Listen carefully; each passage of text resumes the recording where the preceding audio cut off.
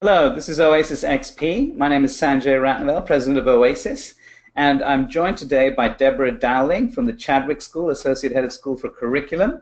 Welcome, Deborah. Thank you. It's great to be here. Well, thank you so much for coming on board. I have so much respect for the work you're doing at Chadwick, and thank you for talking about this subject matter here, 21st century skills. So I thought perhaps we could begin by asking you to just tell us a little bit about yourself and the school, and then launch into the presentation. Well, conveniently, here is some information. Everybody always wants to know what part of England I'm from. I'm from very, very far south. It's called Australia. And I'm coming into this position as Assistant Head for Academic Affairs from a very interdisciplinary background. So my undergraduate and postgraduate work was in very different fields, and I've taught a whole lot of different subjects in different departments, in different schools, from kindergarten through undergraduate. And so I come to academics from a perspective of wanting to connect a whole lot of different things and wanting to make sure that what we do is relevant to all the different disciplines. I've been in the United States since the year 2001. And I spent my first 9 years working at Harvard Westlake, where I was the middle school science department chair for a few years, and then I was director of studies, responsible for curriculum and professional development across both the campuses. Then I spent 2 years at a special education school for twice exceptional kids, where I was the upper school director, and now this is my 6th year at Chadwick. Fantastic. Now, Chadwick is a gorgeous school. And it's been around since 1935. It's on a lovely hilltop campus in a leafy suburb south of Los Angeles. Since it was founded, it's been very much oriented to experiential education and diverse communities, but also with very high academic standards. And so we have great programs in areas like global programs, community service, outdoor ed, those sorts of things, as well as strong academics. Fantastic. Now I think I'm here to tell the story of how we got to have core competencies underlying everything that we do at Chadwick. And the story, from my point of view, begins in 2012. In 2012-13 and 11-12, the school was passionately committed to lots and lots of different things. So everybody was very excited about habits of mind and understanding by design and Bloom's taxonomy and Reggio Emilia and student-centered experiential learning, which had just been defined by the school in an elaborate multi-paragraph way. We had core values. We were members of the Round Square group and committed to the Round Square ideals. We were excited about design cycles and inquiry models, and we just was excited about so many different things that it became very hard to be seriously excited about any one of them.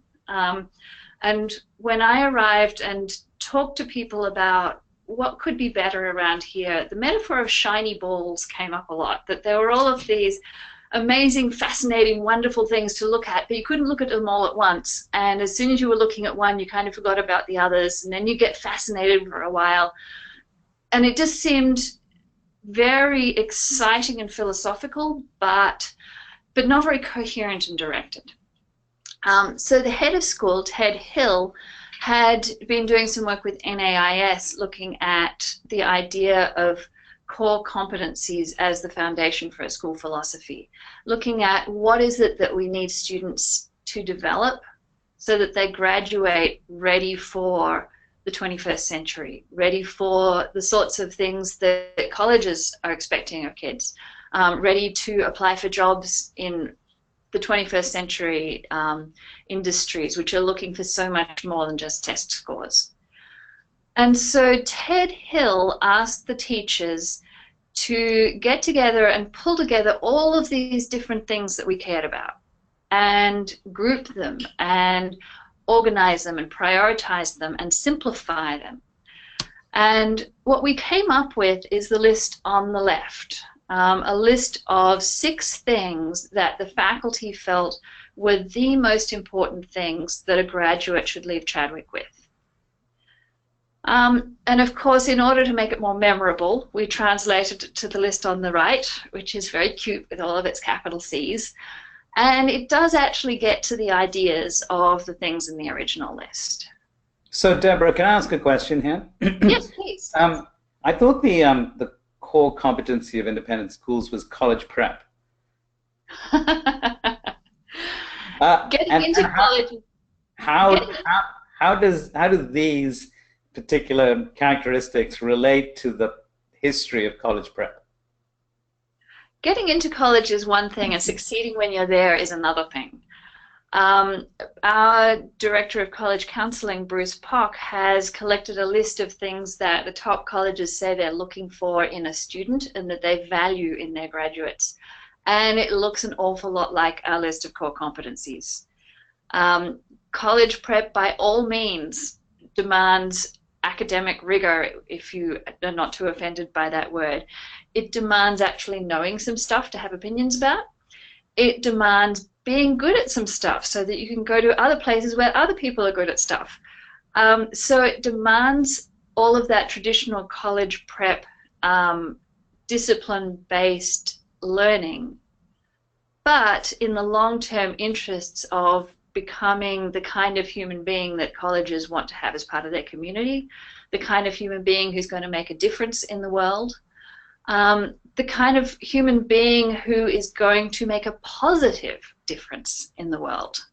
That's what college is looking for. So we see this as absolutely key to college prep. But rigor isn't on here. We call critical and creative thinking. The critical part, I suppose, is where you would put the rigor. Okay. And you can't do all of the other stuff well unless you are basing it on something that's solid. If you just have fluff, then you're not going to be doing the kind of stuff we want our graduates to do. In a minute, I'll get to our mission, and our mission also doesn't have the word rigor in it, but it has leadership, and we say that you're not going to be a very effective leader if you don't know what you're talking about. Yeah, and apologies for interrupting again, but I'm just trying to put this into context, right? Yeah. What about the independent school whole child philosophy? How does that fit into this? This is about the whole child. Everything that we do at Chadwick is about developing a child who will graduate with these skills. And that doesn't, by graduate, I don't mean we're just paying attention to the 12th grade.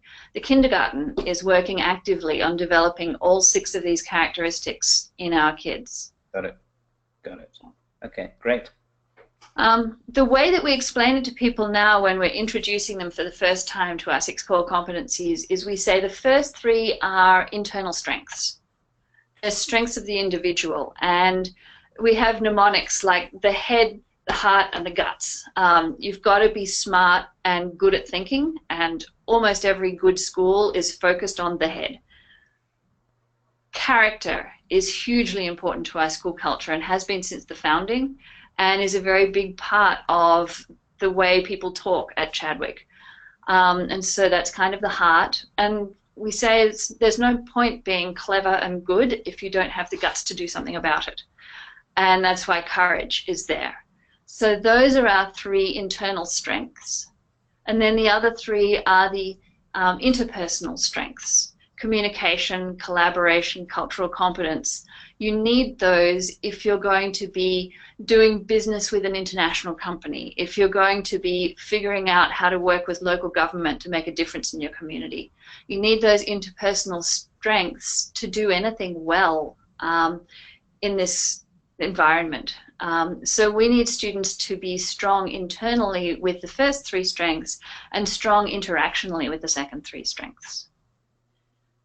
Excellent. So once we define these things, we could use them to make sense of why we cared about all those other shiny balls. And the shiny balls kind of lined up and stopped dancing around independently of one another. Whenever we looked at one of those other things that we really continued to value, we could say we continue to value this because they support our core competencies. and we can point to specific aspects of each one that support specific aspects of our core competencies. So that our core competencies are the ultimate goal, and everything else is important to us for that reason.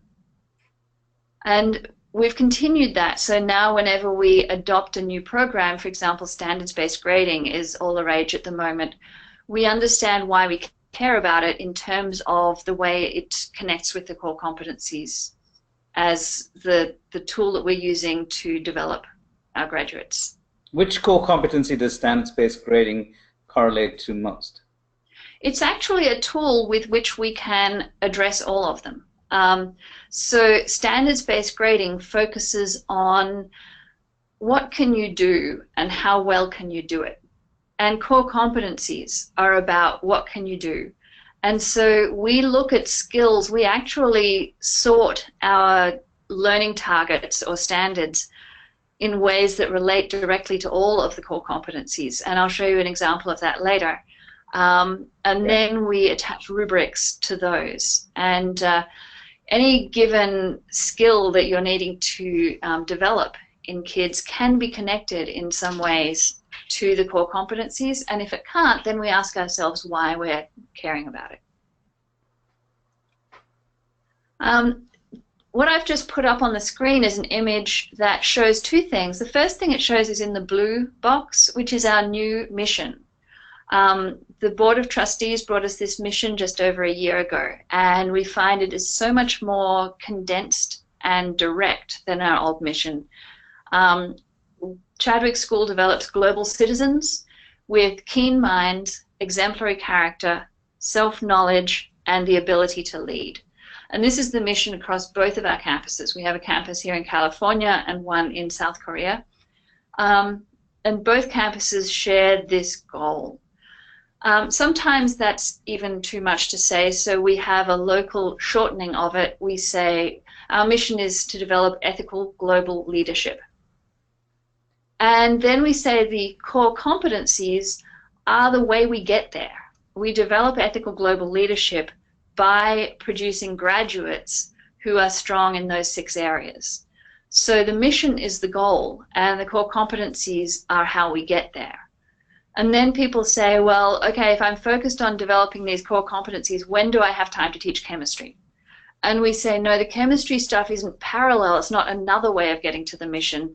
It's like a fabric. And those vertical lines that you see that are weaving in and out of the core competencies, so the pale pink and the pale green, we label those with things like chemistry or rock climbing or whatever it is that we're actually doing pragmatically with students at 3 o'clock on a Tuesday. And we say that those programs weave in and out of the core competencies to create this fabric, which is our program. And our program is all designed to get to the mission. So we're getting a lot more coherence, a lot more sense that we're doing something that all ties together into a coherent fabric, rather than all of those little shiny balls zipping around at random, distracting your attention. So this is a very student-centered mission, and yes, seems to abandon. I'd like to know what your previous mission was, but usually many missions are institutional kinds of statements. Deliberate, obviously. Yes. We also have a philosophy statement which goes with this. The original mission was a couple of paragraphs long, and it had a lot of stuff in it about how we want to achieve what we want to achieve. We've separated it out. The mission is now that one statement about producing a certain type of graduate, and the philosophy statement is a couple of paragraphs long. It too is shared between the 2 campuses, and it talks about diverse communities, the joy of learning, the how of how we do stuff in order to get to the what of what do we achieve. And the what we want to achieve then becomes the why. Why are we doing this? Well, we're doing this because it helps us to develop the core competencies, which help us to develop global citizens with keen minds, exemplary character, self-knowledge, and the ability to lead. Excellent. So there's no, we are an academically rigorous college prep school, committed to small class sizes and a rigorous curriculum, any of that kind of stuff, basically. That sort of thing is embedded in the philosophy statement. We don't use some of those words because our other campus is in South Korea, and it's very important to separate the Chadwick campus's concept of excellence from that of local hagwons and, you know, very test prep oriented schools. So we talk about excellence in our philosophy statement. And when we're talking about the mission, we say that keen minds are minds that are well informed and minds that have been taught how to think critically, and that can interact intelligently and in a well-informed manner with intellectual and academic experts. Great. All right, what's next on my slideshow? Oh yes, it took a while to get here. Because of the shiny ball thing, it was really, really important to us that we didn't bat this one around for a little while and then drop it. So we make it a point that pretty much every faculty meeting we talk about core competencies. The core competencies are on every wall in every classroom. And we're doing more with them every year, and we have more ideas that we haven't got to yet. So we started in 2012-13 with naming and defining them, deciding what was important. In 2013-14, it was really about making sure that all of the teachers understood what we were talking about and bought into it, and that we had a shared understanding, and that we all recognized that this was important. Then 14-15, we started to get formal.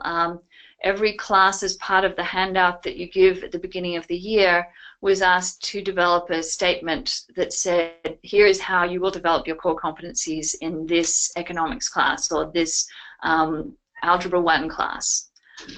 2015-16 was interesting because we kind of derailed for a little bit.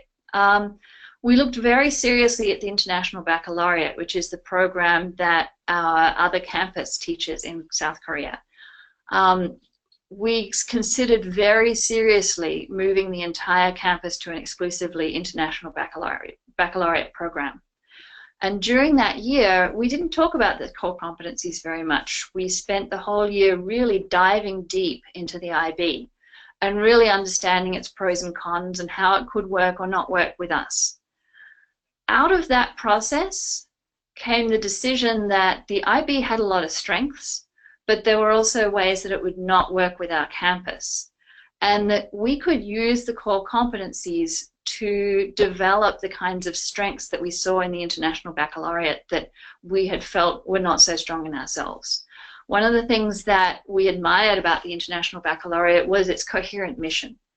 And there was a renewed commitment to the core competencies as our coherent mission, that everything was tied into, just like the International Baccalaureate's learner profile. So 2015-16, we kind of stepped back, looked at something else for a while, and then came back to the core competencies with a far greater passion. I think before that it was a bit of an intellectual exercise, and then after the International Baccalaureate it was something that we as a school had committed to as a clear decision that we were going in this direction as opposed to an alternative direction. So how similar are the missions of the International Baccalaureate and your core competencies now? They're similar enough that our two schools, the other one is International Baccalaureate, our two schools can very comfortably share a mission and a philosophy statement.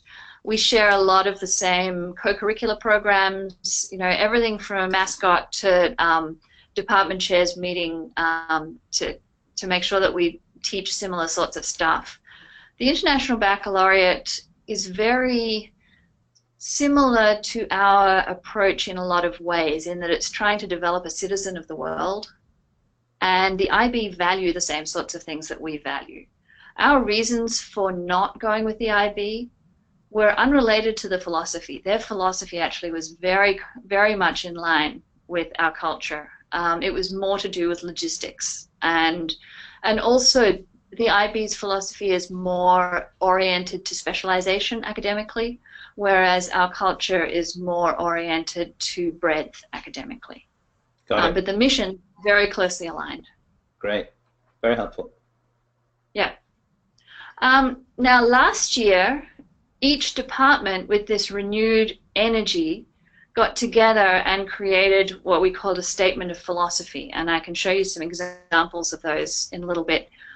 Every department spent a month looking deeply at one core competency and coming up with a department statement about how that core competency was addressed in that department through the middle and upper schools and with connections to the elementary school. While the middle and upper schools were focused on that, the elementary school was moving to a quarter-based system and shifting to a system of 4 units per year per grade level.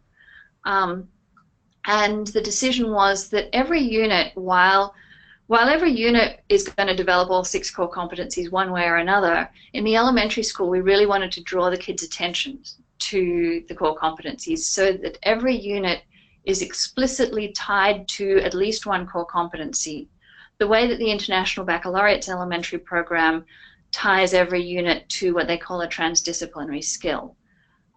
So we used the IB as a model there to some extent, but we wanted to make the core competencies more explicit in the elementary school and more embedded in the middle and upper schools.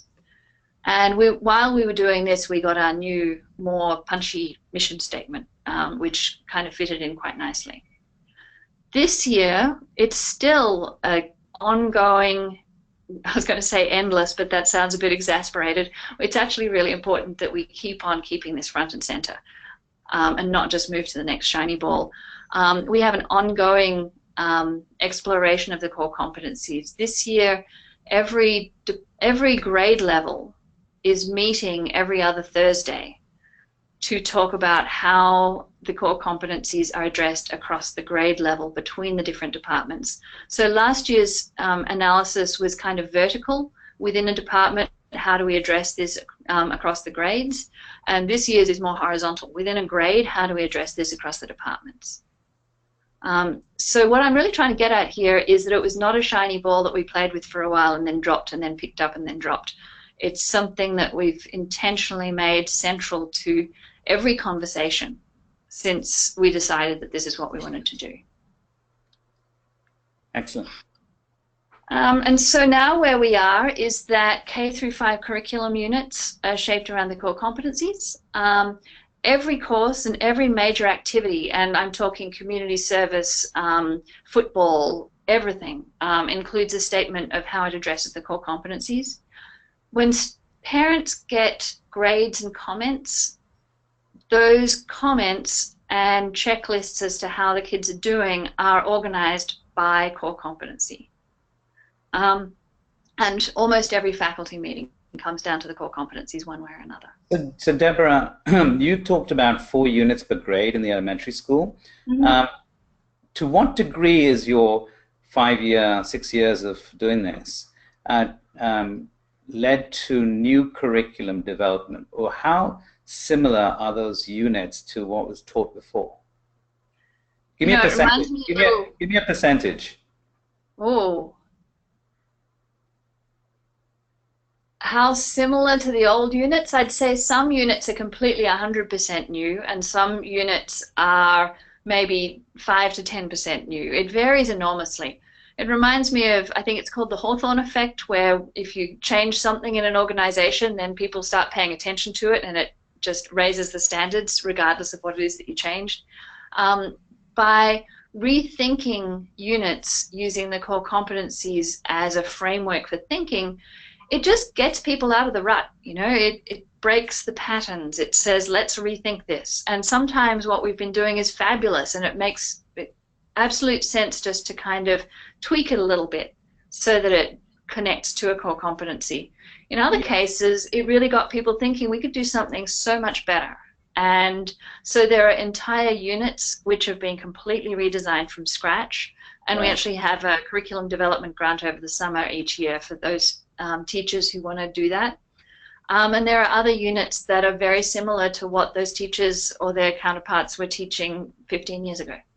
So, I mean, the reason I'm asking the question is I'm trying to get a handle on whether you're changing textbooks, whether you're creating new material, that the amount of time that goes into this, and how it all bubbles up. I think what I'm hearing is you define these competencies, then you place the burden on the teachers to say, okay, now find out where you want to go, and then you have this kind of curriculum approval process where you get money to develop those new units if they're significantly different. Otherwise, they're using their prep periods to do tinkering with it on the margin. Am I right? Yes. In K through 5, we adopted the International Baccalaureate model of lots and lots of planning meetings with the curriculum director. So once a week, every grade, the teachers get together and plan what's coming up. And the core competencies shape that conversation, but they don't determine it. Like we're currently looking at alternative math textbooks, for example, for the elementary school, and we're not looking for one which is about critical creative thinking, character, courage, communication, collaboration, and cultural competence. What we're doing is when we look at math textbooks, we say, how does this math program develop critical and creative thinking? Does this math program give us students scope to develop courage in their approach to mathematics? Does this mathematics program allow kids to collaborate in their learning? So we use the core competencies as a framework for thinking about what we value when we're making decisions about curriculum. Excellent. Yeah. Now here are some examples. This is an example of a statement that goes with a particular subject. I just picked economics. You know, at the beginning of the year on day one, most teachers at most schools, I think, hand out something to the students saying, this is what we're doing this year. And we have that not only on handouts, but also, of course, on PowerSchool, those sorts of online classroom tools. And every subject has something like this, which says what you're going to learn about in this subject framed in terms of how it's going to help you become a person with strengths in those 6 areas. And this was actually a really important phase because there were people when this came in who said, cultural competence, that's really up to the language teachers. Let's leave that up to global language. We're not going to really address that in, say, science.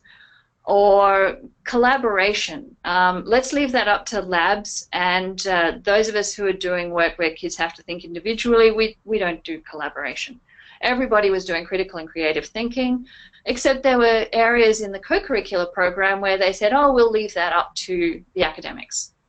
But once people got started thinking, and once we actually pushed everybody to do this, people realized that critical and creative thinking is essential to being a great football player. And collaboration can be really important to doing math. And in fact, communicating your work is a really important thing that we assess in teaching math. And in English, why is it important? Did your math teacher ever say, show your work? Mm-hmm. I think when we tell students to show their work, we're asking them to communicate their reasoning. Just like in an essay, you need to communicate the reasons for the main point that you're making in your essay. And part of that is collaborative, to connect down to the next core competency, that very few people in the real world do math purely for their own benefit. Almost any professional use of mathematics needs to be used to convince someone of something, to connect in with what other people are doing mathematically, and it's essential to be able to communicate mathematically. And so when we're teaching students math, we don't just give them a grade for the right answer, we also give them a grade for how effectively they've communicated their right answer. Yeah, it's amazing. No, listen, I buy into it. I'm trying to work out how your teachers got to that understanding of the importance of collaboration when, you know, the paradigm has not exactly been that in independent schools. And that's kind of like a statement, not a question. But it's my question really is, with students looking for an authentic audience as a way in which to find meaning and relevance and more engagement, collaboration becomes one of those ways that they will need to do that when they leave college or when they leave school. But networking is not a natural talent for independent school teachers. So how do you go about, how have you gone about making that transition important to them? For most teachers, we talk about collaboration in terms of getting kids to do group work within your class. There are some teachers who are a step beyond that, who are getting kids to collaborate across grade levels, between campuses. There's a great English project where the English 7th graders in California and the 7th graders taking English in South Korea are both reading a novel about a child transitioning from South Korean to American culture, and they both do work on stereotypes, and then they have to write something collaboratively across the campuses about stereotypes. And in that collaborative work, their cultural competence suddenly takes this leap forward as they realize that what they'd noticed and thought was important is very different from what their peers on the other continent had noticed and thought was important. Yeah. So we also have, for example, our AP Computer Science teacher collaborates across divisions. His students, as part of their assessed work, do work with our kindergarten, 1st and 2nd grade students, explaining computer science concepts to them in ways that make sense to a kid, designing apps and games for the kids, and modeling that computer science is cool. So we see collaboration at the minimal level in terms of group work within the classroom, and at the optimal level in terms of exciting connections between groups of kids who wouldn't normally connect.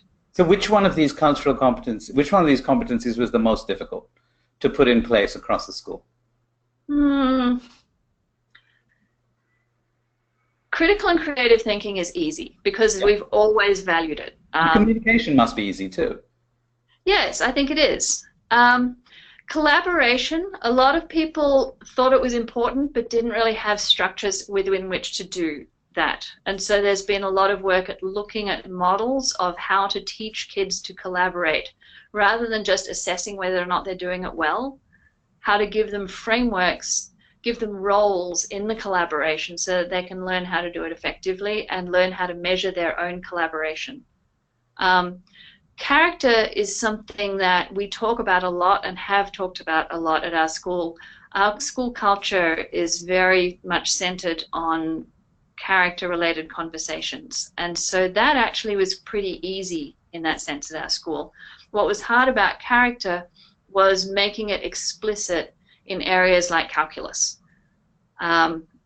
Without, you know, I had a science teacher say, what, you want me to stop teaching science and suddenly start teaching how to be good human beings? That's the job of the humanities department.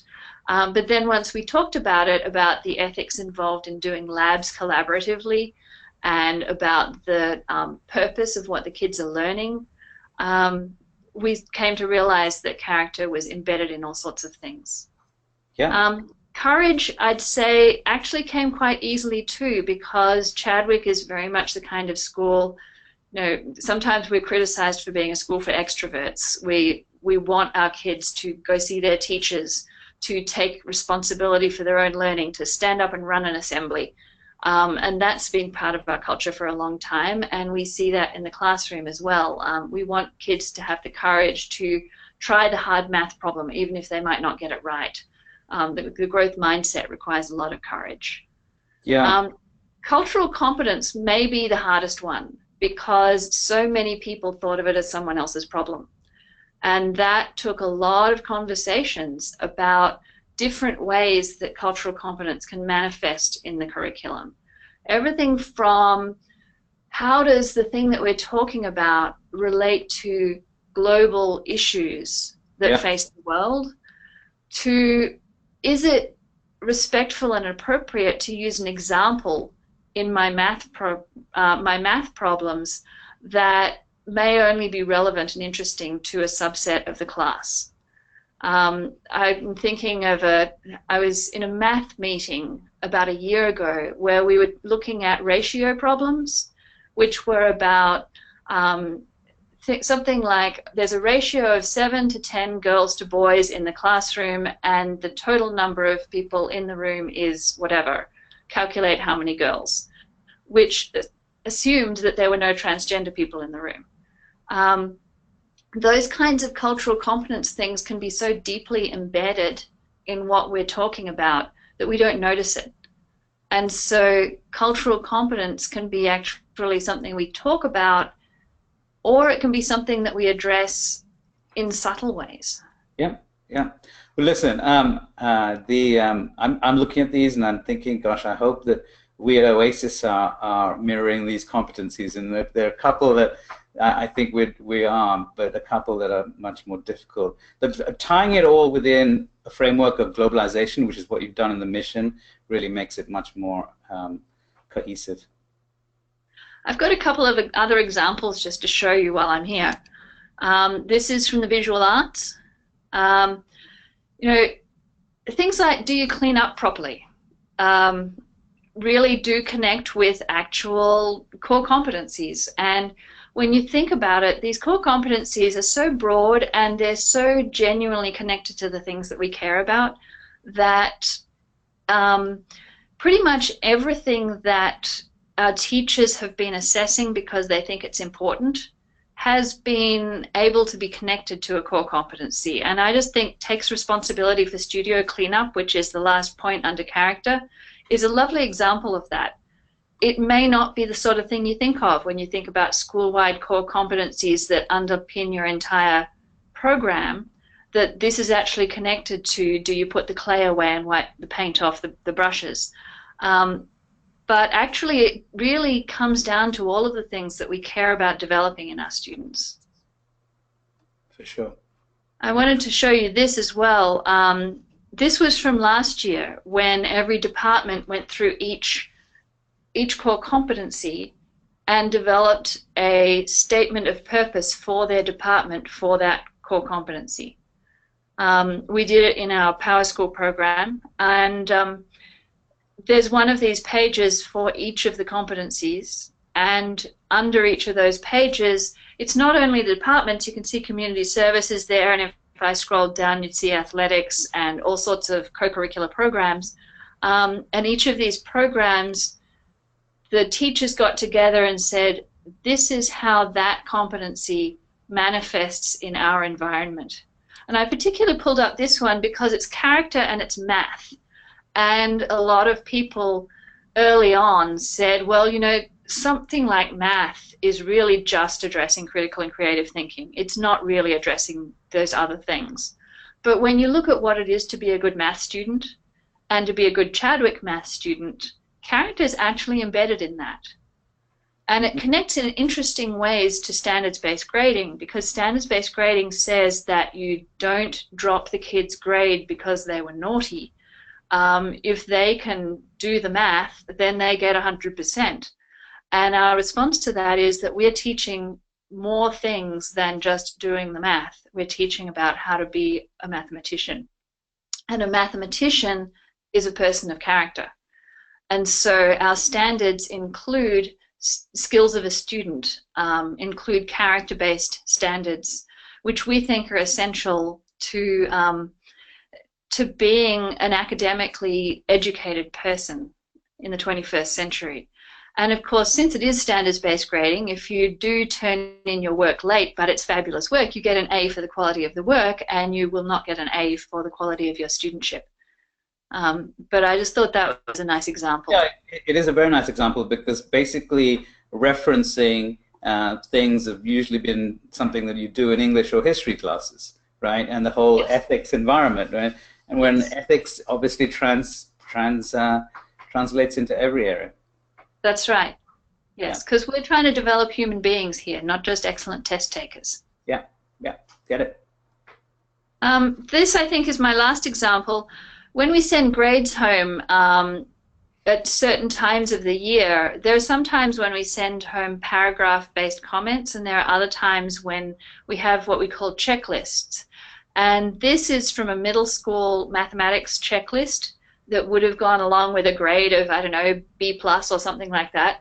But for every line on this, the student got a score on a rubric based on how well they're doing in each of these areas, which are areas that we think are important to being a middle school mathematics student. And it's things like learns from mistakes and seeks extra help when necessary under courage. It's things like collaborates well with others. And then, of course, there's critical and creative thinking down the bottom. And again, I chose math because that's usually the example people bring up when they say you can't possibly apply all of these competencies to all the subjects. Some of them are clearly about this stuff and some of them are not. Yeah, yeah. Excellent. We have so a question. Those are all my examples. Yeah, I think the first question that comes to mind is, are you ready to take what you have and move into a completely competency-based environment like the one contemplated by the mastery transcript? It's going to take time. It's a long, slow process. Part of that is teachers learning how to do things in non-traditional ways. A big part of it is the mathematics of how you grade. How do you decide how to assess a person based on the things that they do? And that's a philosophical question, it's a logistical question, it's a mathematical question, and we're grappling with those questions step by step. Our K through 5th grades moved to a standards-based assessment system a couple of years ago. Our middle school has just moved to it, and the upper school is in the process of moving to it. But it needs to be done very slowly, very carefully, and very thoughtfully. And then once you've got to that standards-based grading level, then you need to think about things like how do you communicate with students, with families, with colleges, what we mean by these things. We are members of the Mastery Transcript Consortium, and we do see ourselves as on a path which is moving in the same direction as Mastery Transcript, and we think that these will connect eventually. But we see it as a many-year process. So you're saying that the need to have philosophical discussions about competency grading, and for teachers to move culturally towards away from the dependence on critical and thinking and those kinds of competencies are probably the biggest ones. But you guys have made significant strides in curriculum development. I mean, you must have mapped this curriculum now, right? And I don't see many schools having done that.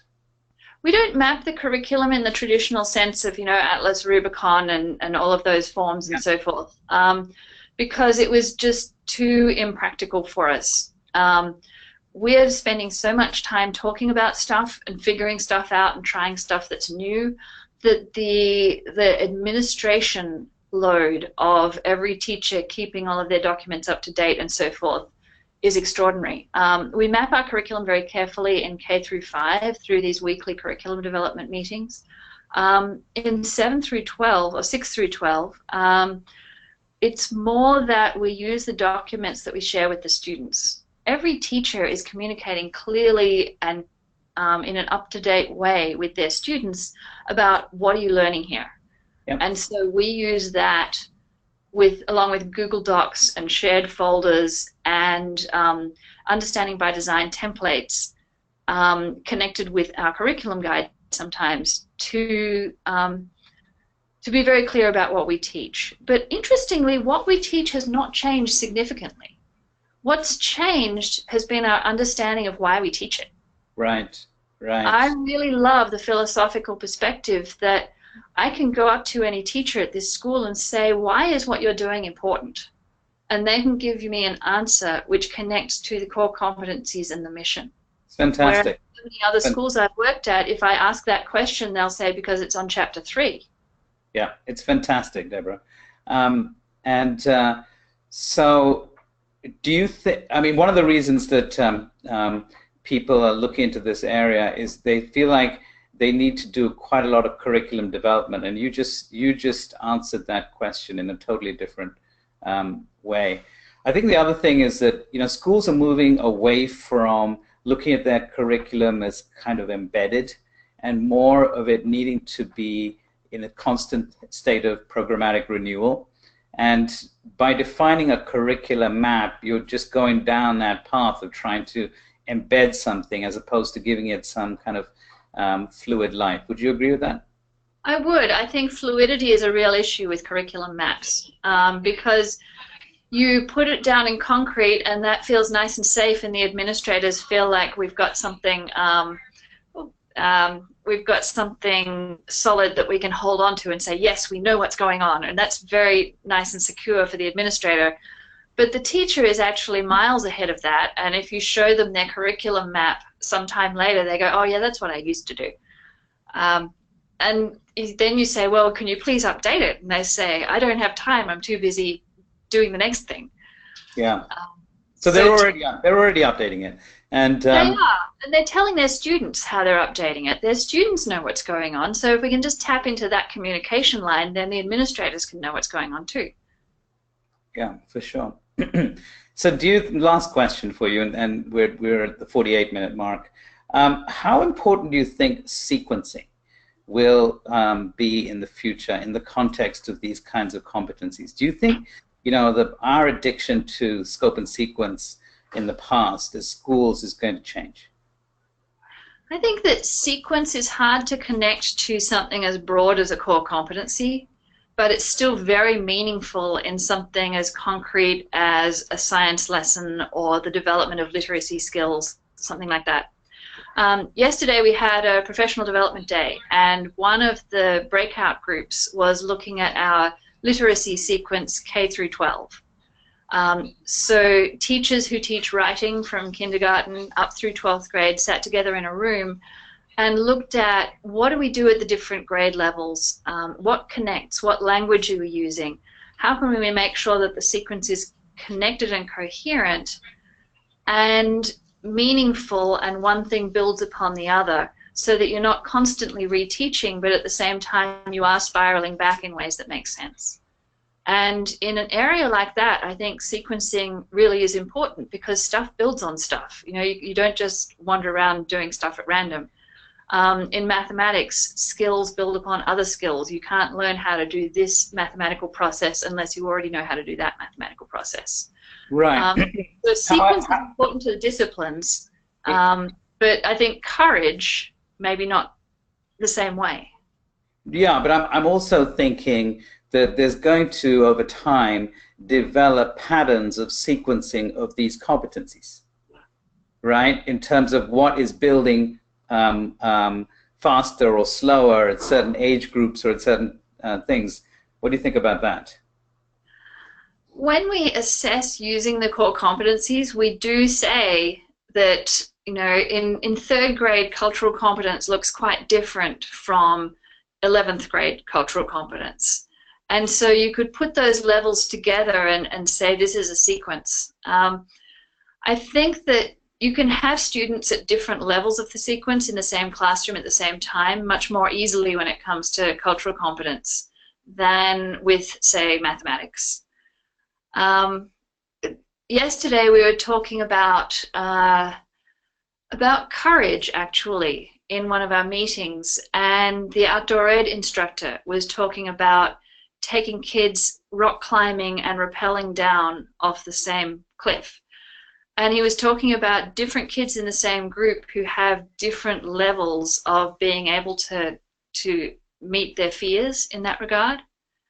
And you can have a group of kids who are all at very different stages in the sequence, but they're all doing much the same activity. And the important thing is for them to realize sort of a growth mindset that taking a step forward is a big important thing, and that you don't all have to be at the same level of the sequence.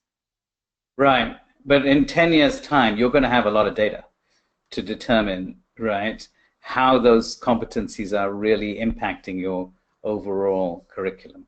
And that will provide incredibly interesting information for further programmatic resequencing, if that's what you contemplate, correct? I hope so, yes. It's something that's far enough down the road that we're not looking at it in depth. We are just collecting the data now, as you say. Yeah. One of the ideas we have for the future is for each student to have an online portfolio where They have a page for each of the competencies, and they can post things that they're proud of that demonstrate strength in that competency. And I think if we get going on that, we'll have some really interesting data looking at what a fourth grader is doing to demonstrate excellence in collaboration compared with what a ninth grader is doing to demonstrate excellence in collaboration. Excellent. Deborah, you've been fantastic. I've learned a lot. I'm so impressed. You guys are doing an incredible job, and I just want to thank you for sharing everything with us. And there may be some questions on the listserv, but thanks again, and be back. Thank you very much. Okay, I hope you enjoyed it. Yes. Thank you. Bye-bye.